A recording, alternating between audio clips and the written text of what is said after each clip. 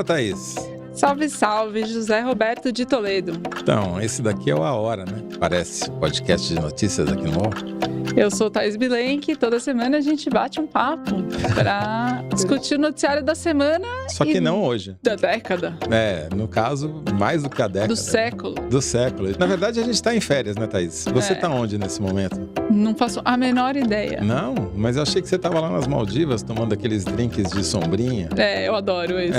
Um guarda-chuvinha. Eu tô tomando um guarda-chuvinha, um drink de guarda-chuvinha nas Maldivas. Em algum lugar. E você, Toledo? Eu não sei. Talvez eu esteja na Bahia, talvez eu esteja no interior de São Paulo, na Grande Matão. Tá bom. Talvez eu esteja na selva, não sei Talvez ainda. você esteja na Suíça, cuidando de Na contas Suíça, offshores. Na Suíça certamente eu não tô, porque essa altura as minhas contas lá já estão todas zeradas, né? Depois da eleição do Trump e tal. Infelizmente eu não tenho contas na Suíça. O fato é que não estamos na Faria Lima gravando esse programa horas antes dele ir ao ar. A gente está gravando ele algumas semanas antes dele ir ao ar. Exatamente. A gente fez esse programa para você não esquecer da gente, né? Você ouvinte, ainda durante as nossas férias. A gente quer manter nosso lugarzinho guardado. Exato.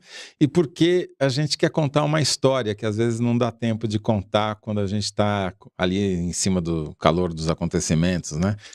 E esse programa é sobre um ano especial chamado 2011, quando muita coisa que está acontecendo agora, em 2024 e em 2025, começou. E então vamos fazer um túnel do tempo aqui, Thaís Bilenque? Entrei agora, já sentei na minha janelinha. Opa, e o que você está vendo aí? 2011 foi primeiro ano da Dilma Rousseff como presidente da República, primeira presidente a ser presidente do Brasil. Primeira mulher na presidência, que assumiu depois de 2 mandatos do Lula com recorde de aprovação, ele sai com 80%. Sim, e é o primeiro ano também de 2 personagens muito importantes sobre os quais a gente tem falado muito nos nossos A Hora. Quais sejam? Arthur Lira e Hugo Motta. Foi o primeiro mandato em que eles apareceram lá em Brasília, na Câmara dos Deputados, também foi em 2011. E foi também o ano de fundação de 2 partidos políticos com histórias muito diferentes de sucesso. O PSD, do Gilberto Kassab, foi fundado em março de 2011 e hoje se tornou o maior partido em número de prefeitos do Brasil e um dos maiores em eleitorado municipal governado. E o outro partido fundado nesse mesmo ano foi o Partido Novo. A pequena diferença entre o Novo e o partido do Gilberto Kassab é que enquanto um elegeu nessas eleições municipais... Agora de 2024. Agora de 2024. A bagatela de 887 prefeitos, né, que é o caso do PSD, cresceu 34% em relação à eleição anterior de 2020, se tornou o partido com o maior número de prefeituras. O Novo tem 19 prefeitos eleitos, fez um grande avanço em relação à eleição de 2020, quando tinha eleito só 1, agora chegou a 19. Mas não dá nem para começar a comparar o sucesso eleitoral do PSD com o do Novo, né? E eu acho que vale a pena a gente, depois aqui ao longo do tempo, a gente vai tentando explicar por que um é um sucesso e outro não pode ser exatamente ser chamado de um sucesso, mas também não é um fracasso, mas enfim. E o Novo, Toledo, foi fundado em 2011, mas demorou muito para pôr o bloco na rua, né? Ele sai realmente como um cara de partido minimamente nacional com a candidatura do Amoedo em 2018. É verdade. Bom, vamos então lá para 2011. Qual que era o cenário? Como você já começou a falar. Em 2010, Lula tinha terminado seu segundo mandato como presidente da República. Embora houvesse gente que quisesse que ele mexesse na Constituição para se lançar num terceiro mandato, ele acabou preferindo lançar a Dilma Rousseff, que era então ministra-chefe da Casa Civil. Foi uma candidatura não orgânica, digamos assim, porque a origem da Dilma não era o PT, né? Ela tinha vindo da luta armada, tinha sido presa na ditadura, depois tinha ido para o PDT do Leonel Brizola e... tinha desembarcado no PT fazia não muito tempo. Nunca tinha disputado nenhuma eleição. Exatamente. E a primeira dela é para presidente da República. Mas ela não tinha qualquer padrinho, ela tinha o presidente mais popular da história. Exatamente. 80% de taxa de aprovação para o Lula na época. A Dilma começa a ser lançada pelo Lula em 2009 ainda. Na época eu estava no Estadão, a gente fez um negócio chamado Dilmômetro, que era para ver quantas vezes o Lula falava a palavra Dilma por mês e foi numa crescente e antecipou que ela seria o candidata dele a presidente da República, né? A gente fez o Dilmômetro como subproduto do Lulômetro, que media todas as palavras que o Lula falava. O Dilmômetro era específico para medir a intensidade da Dilma. E deu certo, porque ela sai lá atrás nas pesquisas, porque ninguém sabia quem era Dilma Rousseff. Não tinha, como você falou, né? Não tinha histórico de votação, de eleição. Ela era muito conhecida em Brasília, ela era a gerentona do governo, a mãe do PAC, ele tentou colar nela várias marcas que Exato. funcionaram de fato, mas ela é uma criação política dele. Exatamente. E consegue se eleger. No começo demorou um pouquinho para decolar. O José Serra foi o candidato do PSDB a presidente naquelas eleições. Começou na frente a corrida eleitoral. A Dilma só vai emplacar em primeiro lugar lá no final do primeiro semestre. E daí ela vem numa curva crescente ao longo de toda a campanha do primeiro turno. E vai chegando às vésperas do segundo turno, aliás, às vésperas do primeiro turno ainda, beirando os 50% de votos válidos, né? Que daria a ela a eleição já no primeiro turno. E aí acontece um fenômeno, que é um dos fenômenos que eu queria que a gente debatesse aqui, que foi, pela primeira vez que eu me lembre, um tema a ver com religião foi determinante para o resultado da eleição. A gente estava acompanhando pelo IPEC na época, né, que é o antigo... Na época era Ibope.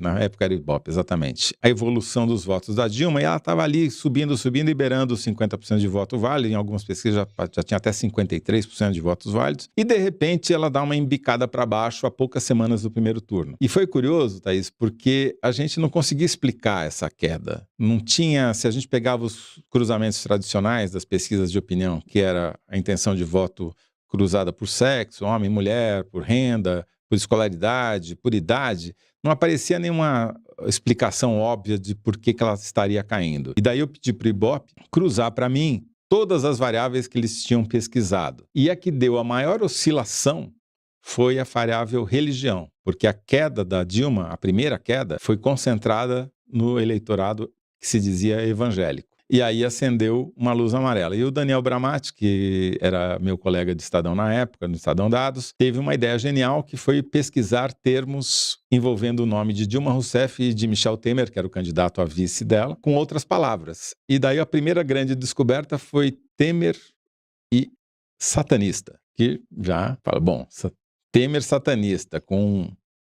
queda entre os evangélicos, deu match, né? E daí a gente começou a pesquisar outros termos que poderiam explicar. E o termo que deu a maior correlação foi aborto. E nessa mesma época começaram a surgir reportagens contando que pastores evangélicos, primeiro, iam ao púlpito para recomendar o voto no Serra ou para não votarem na Dilma, porque ela era a favor do aborto, que isso ia, obviamente, contra o ideário dos eleitores evangélicos. Embora não todos, porque a Igreja Universal do Reino de Deus em algum momento chegou até a defender o aborto, o bispo Edir Macedo, porque não queria que as famílias missionárias tivessem muitos filhos fora do Brasil, mas enfim. Em que momento ele defende? Chegou a falar isso algum tempo atrás. Hoje em dia ele não fala mais porque, né, a coisa mudou e pega mal.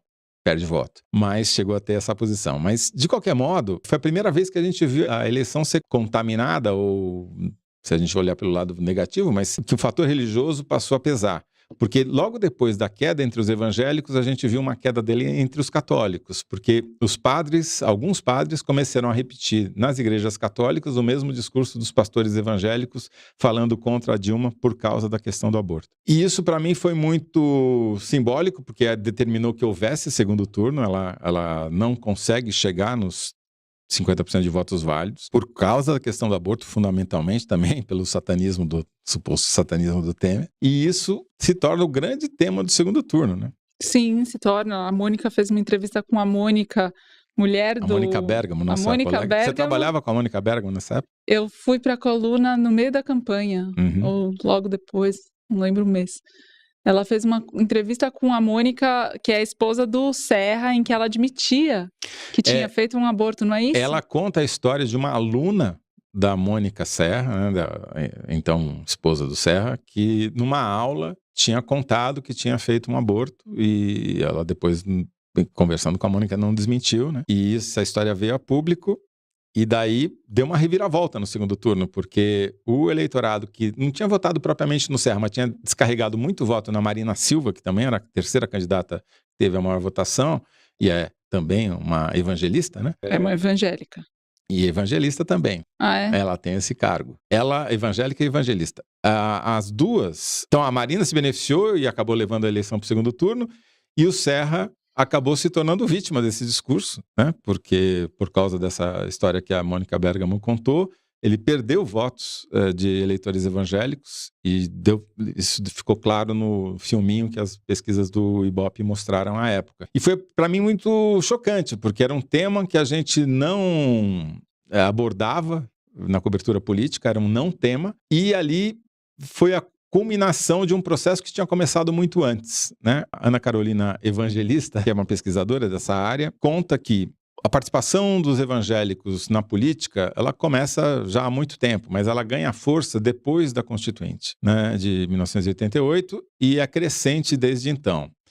Por incrível que pareça, na eleição de 2002 do Lula, primeira eleição, quando ele ganha do candidato Fernando Henrique, que era também o José Serra naquela eleição, tem uma foto famosa do Lula com Silas Malafaia, Magno Malta, ambos pastores, e Marina Silva, também ela evangélica. Todos eles depois bolsonaristas. Menos a Marina. Marina Exato, nunca, imagina. Mas, então mostrava como na época os evangélicos tinham uma simpatia pela oposição, no caso, né, que o Lula era o candidato da oposição, e a esquerda. Ou seja, a demonização do PT é uma coisa dos anos 90, mas principalmente desse século, né, dos anos 2000 para cá. Quando o PT chega ao poder, a rejeição a ele, a oposição a ele é que ganham força. E aí tem uma outra coisa que também tem a ver com 2011, porque no final do governo Lula II, em 2009, ele lança o terceiro Programa Nacional de Direitos Humanos. E nesse programa constava explicitamente o direito ao aborto. E essa questão, que depois seria tema da campanha de 2010, como eu já contei, ela também entraria no governo Dilma. A Dilma começa a ser pressionada para mudar, o texto é mudado no Congresso e qualquer menção ao aborto é eliminada. Até algumas políticas públicas do SUS fazer aborto, nos casos previstos em lei, também sofrem modificações. E aí a bancada evangélica se organiza. Na verdade, ela começa a se organizar numa frente no Congresso em 2004, porque, apesar de ter apoiado o PT e o Lula na eleição de 2002, ela viu que em algum momento podia ser traída nesses temas que havia conflito entre o ideário evangélico e as propostas do PT. Entre eles, principalmente o aborto, mas também as questões de diversidade sexual. E aí ela se organiza numa frente parlamentar que é crescente desde então e que vai até incorporar não evangélicos, né? Até católicos também nessa frente, se torna uma das frentes mais organizadas e mais poderosas do Congresso, né? Desde lá, então, só cresceu, e essa influência dos evangélicos na política, ela vai crescendo e se organizando, e até que em 2018 eles colam no Bolsonaro. Mas apesar de o Bolsonaro só ter conseguido galvanizar, né, e juntar esse movimento evangélico em torno da candidatura dele em 2018, nos anos anteriores, algumas pessoas que viriam a ter proeminência no governo do Bolsonaro, e tem até hoje, como a Damares Alves, já estavam envolvidas nesse processo, porque a Damares era uma das principais assessoras da Frente Parlamentar Evangélica.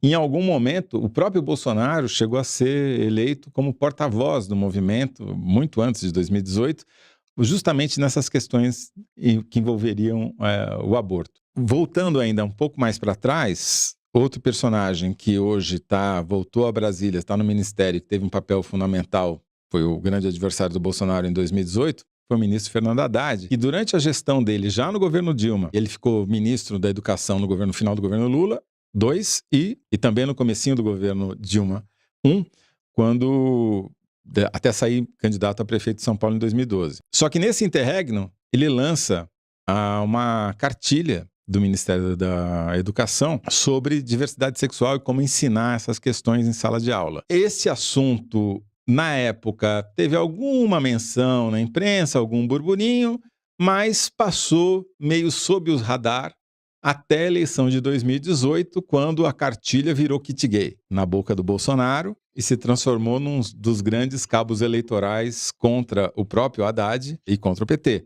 Então, você vê que muitas coisas que foram estourar em 2018 e estão estourando agora com a ascensão do PSD, nasceram lá em 2011. Claro, não é um ano fatídico em que tudo começou, mas eu acho que é um marco importante para a gente compreender todas as mudanças que aconteceram ao longo dessa última década. Mas eu queria que você, Thaís, rememorasse, falasse, contasse para a gente a história desses dois personagens que você conhece melhor do que ninguém, que são o Arthur Lira e o Hugo Mota, porque a história deles está vinculada à história de uma outra mudança fundamental que aconteceu ao longo desse período, que foi a mudança nas emendas parlamentares.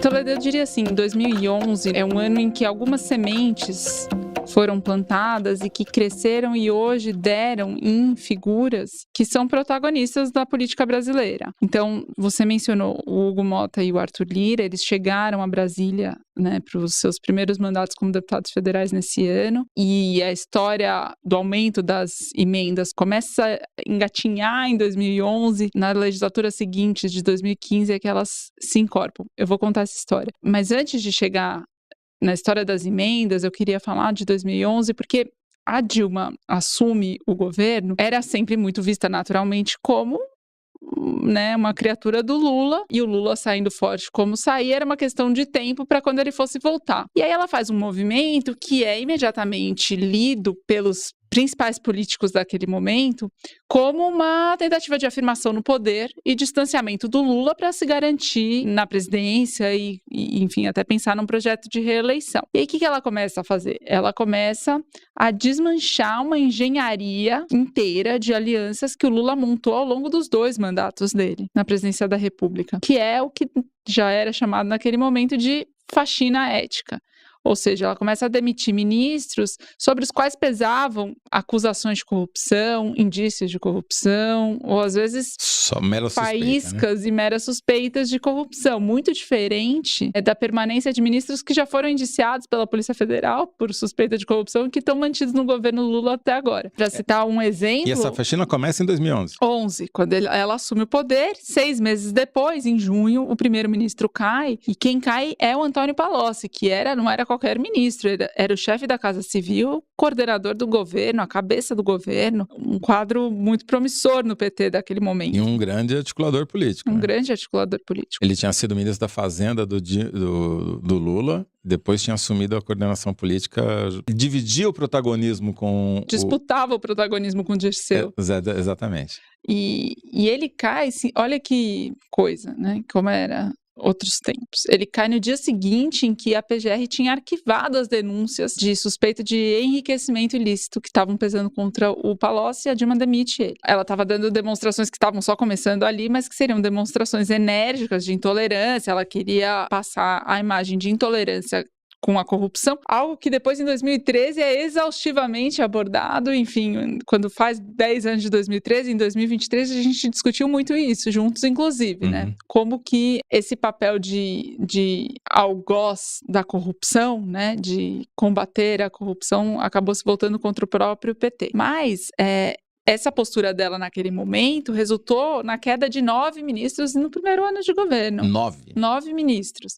Tem alguns aí? E aí eu queria falar de 2 deles. Um deles só caiu em janeiro, mas ele foi fritado ao longo de 2011, tá? Porque são 2 dessas que eu falei, sementes que cresceram a partir daí e se tornaram grandes protagonistas nacionais. Então, o primeiro deles é o Mário Negromonte, que assumiu o Ministério das Cidades, pela cota do PP, do Partido Progressista. O PP, até então, pré-Lava Jato, era controlado, tinham outros grupos no controle, mas na Câmara, naquele mandato de 2011, que estava começando ali, tinha um grupo de deputados que estava querendo assumir o controle do Partido Progressista, que era capitaneado pelo Ciro Nogueira, que até então era deputado federal, aliás, estava assumindo o Senado pela primeira vez, mas fazia uma longa carreira na Câmara, e tinham alguns deputados de primeiro mandato, mas que chegavam com farta experiência política, porque nos seus estados já tinham sido deputados estaduais, vereadores, eram filhos de políticos e tal. Quem eram? Era o Aguinaldo Ribeiro, era o Dudu da Fonte, Eduardo da Fonte, e era o Arthur Lira. Esse grupo da Câmara dos Deputados, vendo o movimento da Dilma contra qualquer indício, qualquer faísca de corrupção dos seus ministros, começa a fazer um tiroteio contra o ministro do Partido Progressista, contra o Mário Negromonte, e vão enfraquecendo ele. O famoso fogo amigo. O famoso fogo amigo. E ele cai, só que ele cai em janeiro de 2012, depois de um longo processo de fritura em 2011. E aí, quando ele cai, ato contínuo, a bancada indica o líder do PP na Câmara, que era o Aguinaldo Ribeiro. O Aguinaldo Ribeiro assume o Ministério das Cidades. Com isso, abre espaço, abre a vaga de líder da bancada. E quem ocupa o lugar é o Arthur Lira. O Arthur Lira assume a liderança da bancada, e isso não é trivial, isso é fundamental na distribuição das emendas que a gente vai falar depois. Ele adquire uma enorme expertise no seu segundo ano de mandato, no seu segundo ano em Brasília, é o primeiro degrau que ele sobe na carreira em Brasília, já é logo nesse momento. A confusão começa muito forte aí, porque ele se reelege líder para o ano seguinte, mas o Ciro Nogueira tinha determinado que não haveria reeleição para a liderança, que ia ter um rodízio entre esses deputados do grupo dele, destitui o Arthur Lira, mesmo ele tendo se reeleito, e põe o Dudu da Fonte no lugar, e aí, enfim, o Arthur Lira logo percebe que ele ia ter que fazer um jogo de crescimento intra e interbancadas. Ele se aproxima de figuras importantes de outros partidos, entre eles o Hugo Motta e entre eles o Eduardo Cunha, e eles voltam em 2015, depois da reeleição deles e da Dilma, com sangue nos olhos, com toda a expertise que eles tinham acumulado, o Cunha de antes ainda, porque ele não estava no segundo mandato, ele já tinha uma longa trajetória, e aí a promessa de campanha do Eduardo Cunha era exatamente tornar emendas impositivas, ou seja, o executivo, quem quer que estivesse na presidência da República, seria obrigado a executar a emenda dos parlamentares e não mais só daqueles aliados. Ouvindo você falar, para mim fica mais claro ainda como esse período do primeiro mandato da Dilma, ele é fundamental para moldar toda a política que a gente viu mudar e se transformar, quase uma revolução nos últimos 15 anos. Por quê? Na época, o poder do presidente era tão grande que a gente até criou no Estadão um negócio chamado basômetro, que a gente media o comportamento de todos os deputados e senadores baseado nos votos que eles davam contra ou a favor do encaminhamento do líder do governo, porque era isso que pesava. A gente brincava que na época que o Congresso era... A gente não. Os próprios congressistas diziam que o Congresso era um mero veículo de homologação das decisões do Executivo, né? E ter ministério conferia muito mais poder a um partido ou a um grupo político. Toda a ciência política brasileira dos últimos anos é baseada nisso. E aí os partidos tinham que entregar voto para o presidente da República se eles indicavam um ministro. E aí se formou o presidencialismo de coalizão brasileiro, que agora está totalmente em xeque. Exatamente. E é justamente nessa que é uma legislatura que não recebe muita atenção, né, quando a gente faz a historiografia da política brasileira nos últimos 20 anos, que nasce isso, porque não são apenas as pessoas que começam a ter proeminência, essas que você já citou, né, o Hugo Motta, mas principalmente o Arthur Lira e o Eduardo Cunha, né, porque ali eles percebem que se eles ficarem a reboque do executivo, dos cargos, da distribuição de cargos, eles nunca vão sair de uma posição secundária. E tentam, a partir da legislatura seguinte, aí sim, o Eduardo Cunha já vem com um projeto de Congresso S.A., né? Vai fazendo acordos, de modo que mesmo tendo uma bancada que não era majoritária, ele consegue se eleger presidente da Câmara. Contra o próprio partido, porque o PMDB, são muitos PMDBs, o PMDB do Michel Temer estava no governo, né? E foi para a reeleição, aliado a Dilma. E o Cunha era da oposição desde antes. Então, ele assume a presidência da Câmara, rompe publicamente, oficialmente, com o governo que era formado pelo próprio PMDB. Então, o que ele faz é um movimento de autonomia, independência e muito mais do que isso, na verdade, que foi se formando, né? Eles foram fazendo esse caldo ao longo da legislatura anterior. Rememorando o que a gente acabou de falar aqui, quer dizer, em 2011 você tem a formação de um novo partido quântico, que é o PSD, que já vem com essa proposta do Kassab, né, de ser um partido que não é nem de direita, nem de esquerda, nem de centro, tudo muito pelo contrário. Você tem uma nova geração chegando lá, a Dilma em primeiro mandato, a faxina e a expulsão dos ministros com leve suspeita, mesmo que fosse... Muitos tinham muita suspeita, mas alguns nem tanto, né? Sendo expulsos do governo, caindo fora. Isso gera, obviamente, como a dependência, você mesmo mencionou, de cargos era fundamental para a sobrevivência política dos partidos e dos deputados. Você tirar um ministro, ejetar um ministro dessa maneira, criava uma enorme insegurança entre eles, e tudo isso vai vir junto com o movimento público em 2012, principalmente depois em 2013, começou em São Paulo com os 20 centavos de aumento da passagem de ônibus e acabou se tornando o maior movimento do século popular, com manifestações em centenas de cidades que levaram ao enfraquecimento do governo em 2013, uma reeleição complicada em 2014, o movimento não vai ter Copa, e 2015 vai culminar com o movimento do impeachment e a deposição da Dilma em 2016. Essa faxina de 2011 também oxigenou uma outra figura que uma década depois seria central, mais de uma década depois, central na política brasileira. Quem foi?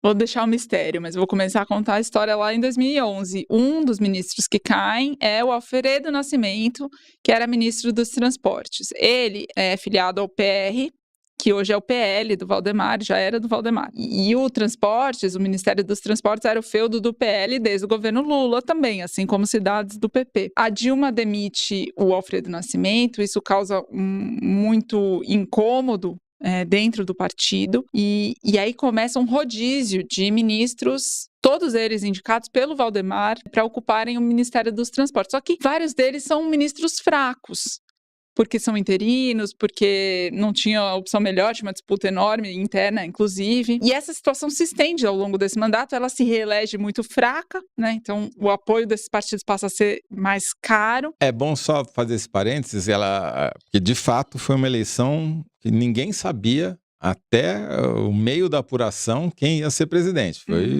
A diferença entre ela e o Aécio Neves era muito pequena. Ela acaba ganhando, para surpresa de muitos. Na verdade, era uma eleição que era bom para o PT ter perdido, né? Para diminuir a pressão. E estava na mão do PSDB ganhar, mas a campanha do Aécio foi muito ruim, muito mal feita.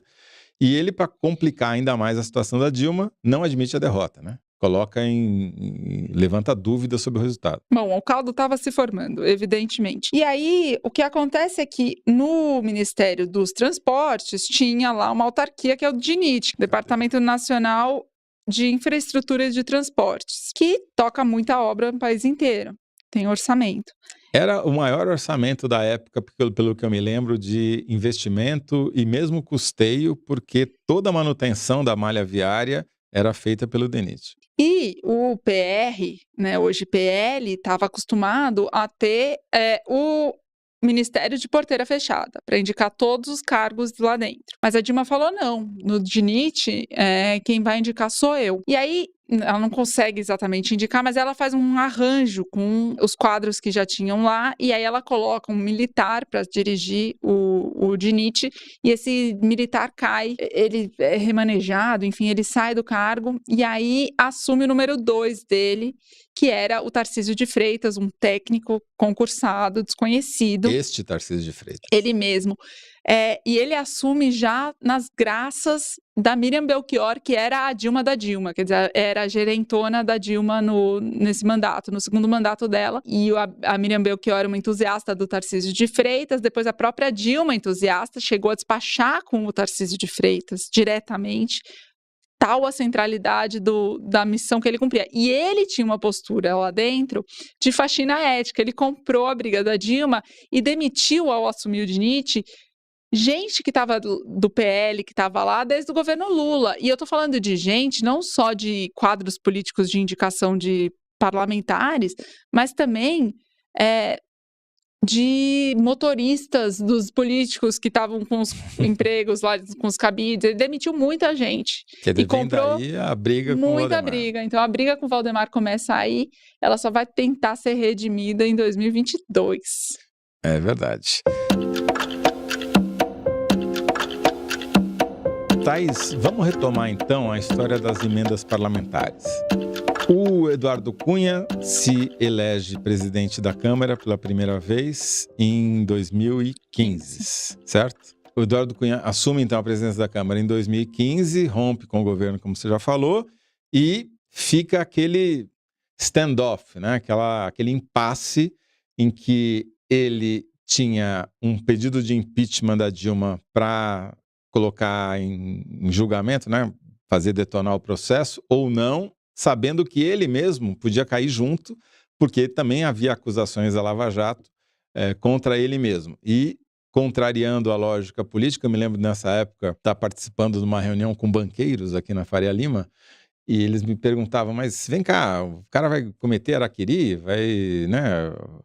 Não era harakiri, é seppuku, né? Ou seja, vai se matar politicamente, dando prosseguimento para esse processo de impeachment? E eu falei, olha, para mim o Eduardo Cunha é um escorpião, e é o escorpião em cima do sapo. Ele vai matar o sapo porque é da natureza dele e não deu outra, né? Não, ele detona o processo de impeachment e pouco depois ele começa, o cerco da Lava Jato já estava se cercando contra ele dobra a aposta contra o governo e acaba protagonizando o processo de cassação mais longo da história da Câmara. Demorou 9 meses, quase um ano para ele cair, mas ele cai e a Dilma cai também. E aí abriu a porteira para Temer e tudo que veio depois. Só para a gente amarrar, mas antes dele cair, ele já tinha detonado o processo que levou às emendas impositivas. Acho que era bom a gente resgatar essa história, porque a gente vive hoje justamente uma discussão no governo, com o Congresso, para ver se consegue limitar algo que é quase impossível, né? Ele aprova o projeto para tornar as emendas impositivas, mas depois os sucessores dele dão continuidade a esse projeto, que chega ao ápice com o Arthur Lira. Então, o Rodrigo Maia aprova as emendas de bancada impositivas, ou seja, aumenta ainda mais essa fatia, e o Arthur Lira, com as emendas impositivas já em pleno vigor, cria o orçamento secreto, que são as emendas de relator, que não são impositivas, não são obrigatórias, mas é um quinhão a mais que o governo passou a usar, o governo Bolsonaro, para conseguir voto dos deputados. E aí ele aumenta barbaramente o tamanho do orçamento destinado às emendas parlamentares. Então aumenta mais de 11 vezes uma conta que você fez. Ao ponto de ter chegado nesse ano de 2024 a 50 bilhões de reais, sendo que isso era 10 vezes menor, né? 11 vezes menor quando a história começou em 2011. E 1 de cada 4 reais que o governo pode investir estão na mão dos parlamentares. E com isso, você mesmo já observou, mas acho que vale a pena se repetir, quem que perde? Os ministros, né? Que estavam os cargos, porque os ministérios ficaram esvaziados, ficaram com orçamentos menores, né? Com orçamentos menores e muitas vezes com orçamentos engessados pelas emendas parlamentares, porque tem modalidades de emenda que são executadas através dos ministérios, então o ministro tem um orçamento, mas ele é obrigado a seguir as indicações parlamentares. E nesse meio tempo, eu acho curioso que você tem o aumento da polarização política. Em 2018 isso chega talvez no ponto máximo, se repete em 2022, tem todo o processo que nós não vamos analisar hoje da Lava Jato, do Lula preso, etc. Mas eu acho interessante que no meio desse processo, o partido que mais tenha crescido tenha sido o PSD do Gilberto Kassab, que era um partido, por definição, não ideológico, né?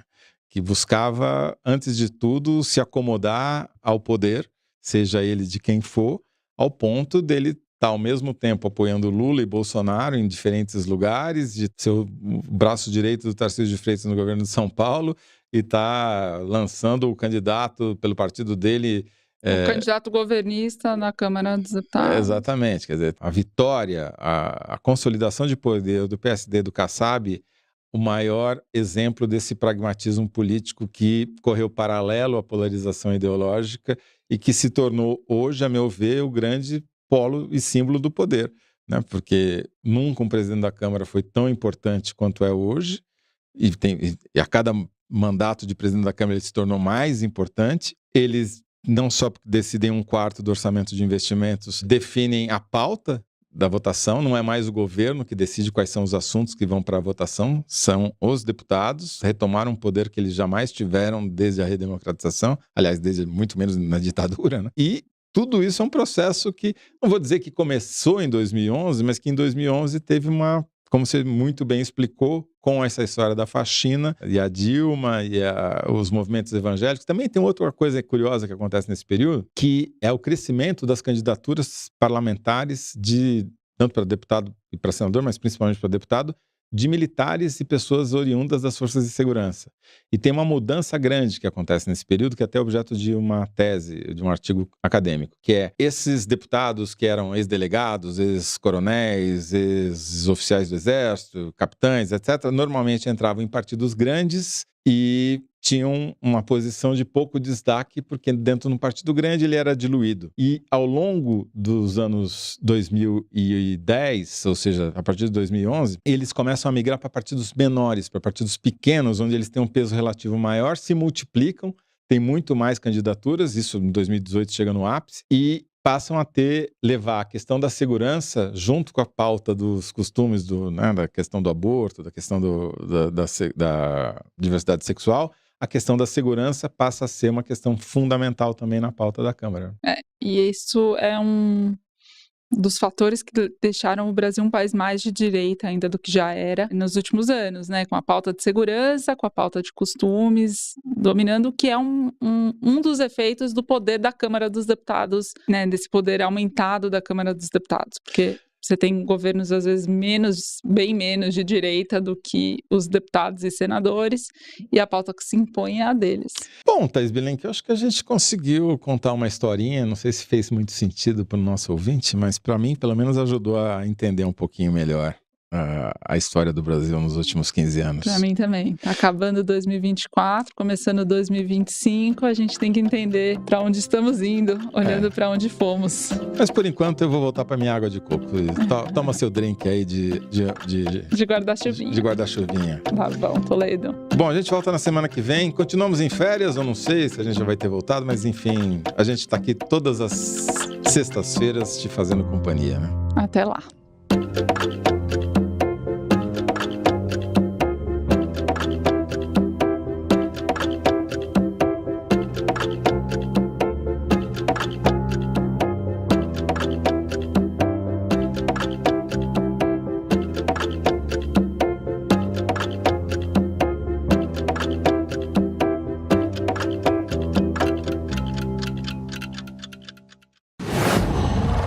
Qual?